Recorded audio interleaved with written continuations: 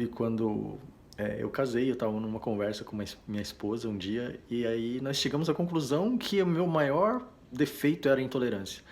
E aí, depois disso, eu cheguei para minha mãe e falei: mãe, descobri qual que é o meu maior defeito. E ela falou assim: a intolerância. Jesus disse: não julgueis para que não sejais julgados, pois da mesma forma com que julgardes, serás também julgado. Então, era uma passagem que eu não entendia muito, esse lance do julgamento. Muitas coisas que a gente entra no âmbito de julgamento, mas acaba não percebendo, né? Então, ou seja, você acaba julgando sem perceber.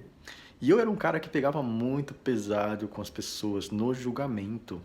Era um cara muito kibishi, como a gente diz aqui em japonês, muito rigoroso, né?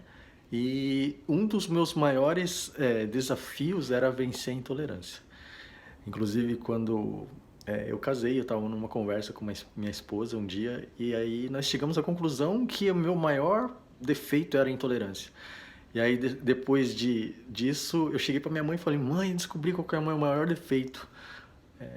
E ela falou assim: nossa, como você sabe? E ela pegou e falou: lógico, eu sou sua mãe. Então, eu era um cara muito intolerante, pegava muito pesado no julgamento com as pessoas. E não percebia, chegou um momento que eu já não percebia isso.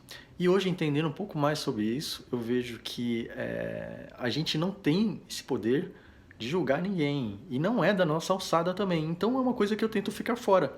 E esses dias chegou um amigo meu e falou assim: poxa, aconteceu isso, eu vi um cara lá que fez